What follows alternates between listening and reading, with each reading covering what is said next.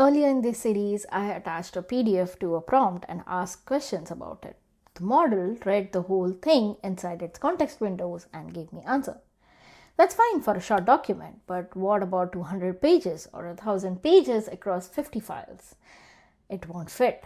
And even if you found a model with big enough window like we talked about in the last episode, the attention degrades. The things in the middle get missed. So you need something different, a step that happens before the model actually sees anything. Something that finds 2-3 paragraphs that actually answer your question and passes only those to the model. That's retrieval, and the full technique is RAG, Retrieval-Augmented Generation. Search first and then generate. Let's break it down. Retrieval. Go find relevant information. Think of this like checking the index of a textbook before diving into a chapter. You don't reread the whole book, you find the right page first. That's what the model does here. It looks stuff up before answering. Augmented is adding that retrieved information to the prompt. You're supplementing the model's built-in knowledge with fresh, specific context. Think of it as handing someone a cheat sheet right before they answer. Generation. Now the model writes or generates its response, but with the retrieved context sitting right there in that conversation. It generates an answer grounded in your actual data, not just its training. Grounded means that the model has real evidence to point to. It is not guessing from memory, it is answering from something you gave it. That's the difference between model thinks so and the document says so. The whole loop of finding the right chunks of information, stuffing them into the prompt and letting the model answer using that context, that is called RAG. If you're thinking, wait, isn't this an enterprise search? Well, you're not wrong. Tools like Elasticsearch, Kendra, SharePoint, they all have been finding relevant passages in documents for decades. The retrieval part, that is not new. What new is the last step. Instead of showing you that result page for you to read it yourself, a foundational model actually reads that evidence and writes the answer. To simplify, think of RAG like an enterprise search with the language model at the end of that pipeline. Today, we are going to build this step by step on my local machine. Imagine you just joined a new company and on the first day they hand you a bunch of documents like the employee handbook and benefits guide or leave policy, expense rules, engineering onboarding, and maybe even some IT security stuff. 6 documents with thousands of lines. All the answers that you need are somewhere in there, but you have to read all of them to find out what you need. I've got a fictional company here, Pine Ridge Solutions. These are their onboarding docs. Now the goal is I type a question like how many vacation days do I get or what's the parental leave top up, and the system finds the right section and answers from it. I'm building this in Kiro, which is my IDE, and for the models part I'm using Amazon Bedrock, the same tool we have been using so far in the last episodes, but instead of using the playground, I'm calling it through my code. So please note, I'm using Bedrock here. This same pattern works with any other embedding models. You could use Ollama locally or you could use OpenAI, Cohere, whatever you want. The pipeline is the same. The model is just a plug. Okay, 3 steps to build: chunk, embed, and retrieve. Let's go. Step 1. Before anyone can search these nodes, they need to be broken into smaller pieces or chunks, which is usually a few paragraphs each. Now you'll be like, why? Because the goal is to return just that relevant section and not everything. If I keep each node as one giant block, then the search will return entire files when I only need maybe a paragraph. So how you split matters. If it is too large, you're back to that too much context problem. If it is too small, you might cut an answer in half. And most systems use overlaps between chunks, meaning the end of one chunk repeats at the start of the next. So nothing gets lost at the boundary itself. Let me show you what I mean. Say the leave policy has 3 sentences. The standard vacation policy grants 15 days per year. However, employees in their first year receive only 10 days. These days do not carry over in the next calendar year. If I chunk without overlap, I might split after the second sentence. So the next chunk actually starts with these days do not carry over in the next calendar year. So if someone asks this question, what do my vacation days carry over? The system retrieves that specific chunk and it answers these days do not carry over. But which days? The standard 15 or the first year 10? The word these has lost its reference. The chunk is meaningless on its own. But with some overlap, the last sentence of chunk 1 repeats as the start of chunk 2. So now my chunk 2 reads, employees in their first year receive only 10 days. These days do not carry over. Clear? Both my chunks now make sense independently. Let's see the code. I have a function called chunkdocs. It loops through every markdown file in the folder, reads it, splits on the blank lines and gets paragraph. Then for each paragraph, it includes one paragraph of overlap. The one before it, so nothing gets lost at the boundary. Each chunk gets stored with the text and which file it came from. So later I know where the answer originated from. From 6 onboarding documents, I've got a set of chunks. Now each one is roughly a paragraph or a section, a self-contained piece of text. That's step 1 done. Now I need to make these searchable. Step 2. Turn each chunk into a set of numbers or an embedding. Now the name is literally a mathematical term. You're taking text and placing it into a space made of numbers. In that space, the distance has some meaning. So 2 chunks about similar things end up close together and 2 chunks about different topics end up far apart. So parental leave top-up or salary during maternity leave would be near each other numerically, even though the actual words are something completely different. That's what makes this so useful, and embedding captures the meaning, not the exact words. Think of it like a library index card system.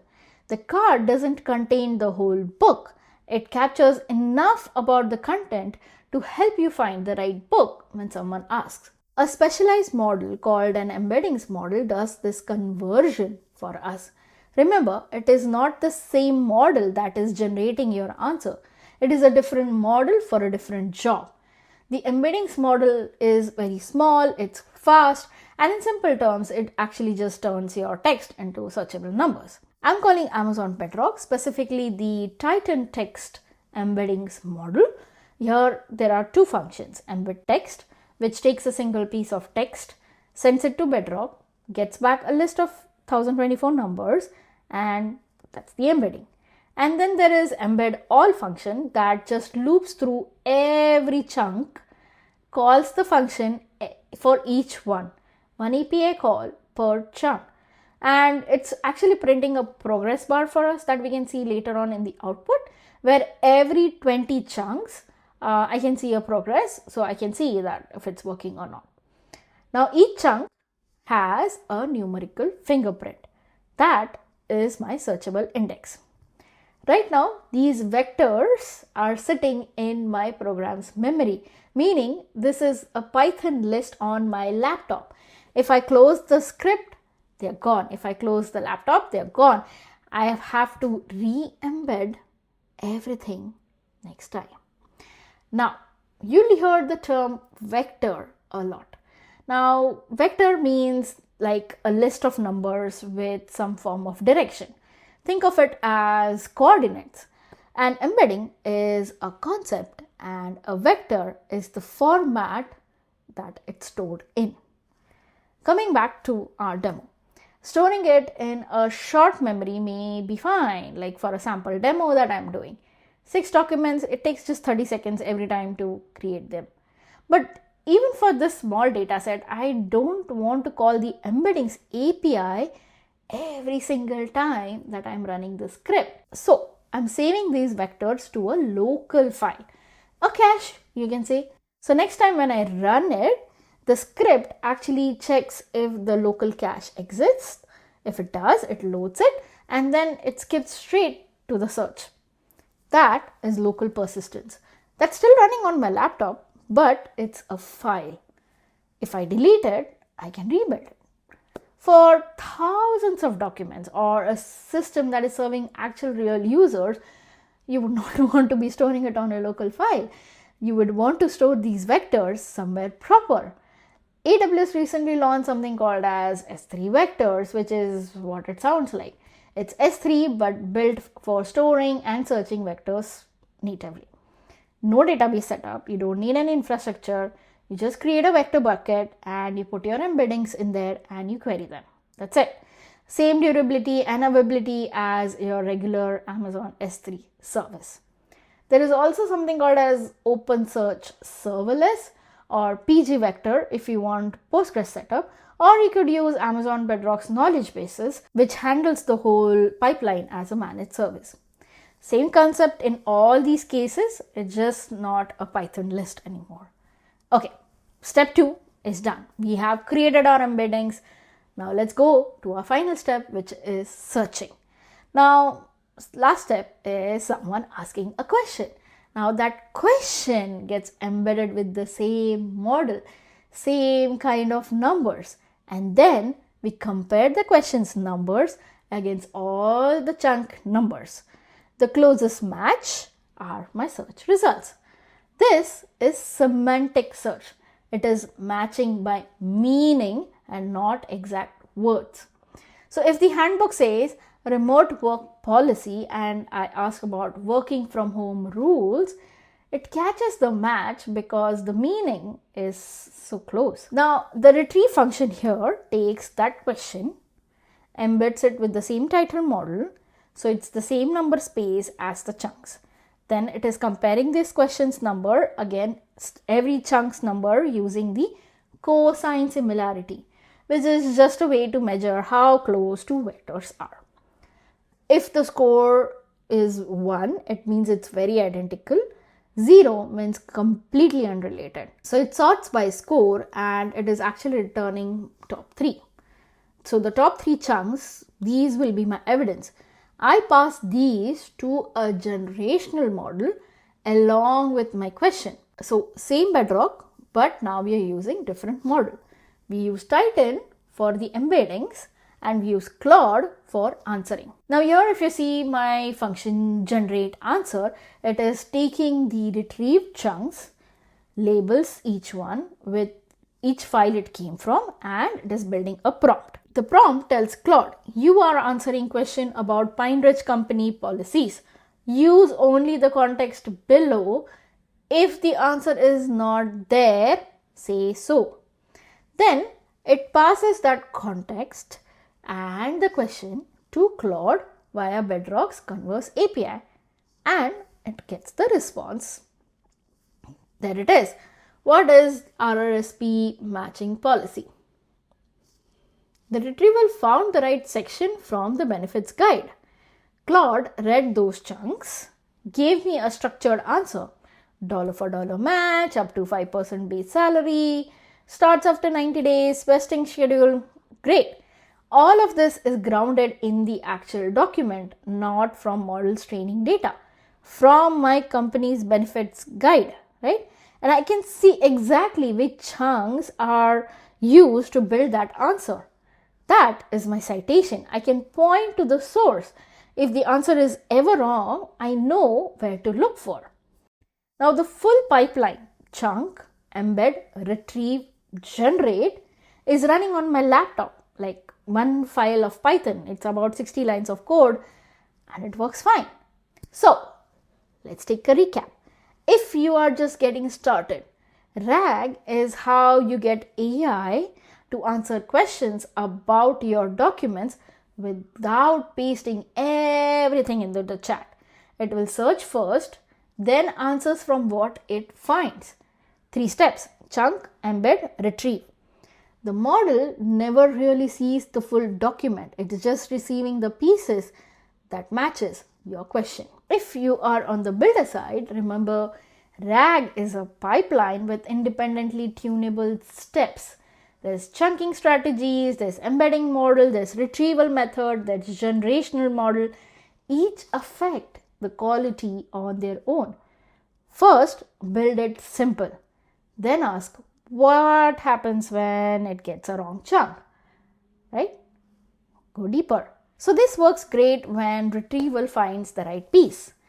But watch this. How many vacations do I get as a senior engineer? Now, retrieval is actually working. It is finding the vacation table. But the model says, I don't know which level a senior engineer is. Now, the right information was retrieved, but the answer needed 2 pieces of context that aren't in the same chunk. What level maps to senior engineer and how many days that level gets. That's the kind of thing that actually breaks. So you can see that retrieval succeeded, but the answer still failed. So what if the chunks are too small, or if the answers are getting cut in half? What if the question needs information that's scattered across multiple sections? Well, that's for next episode. Ride along.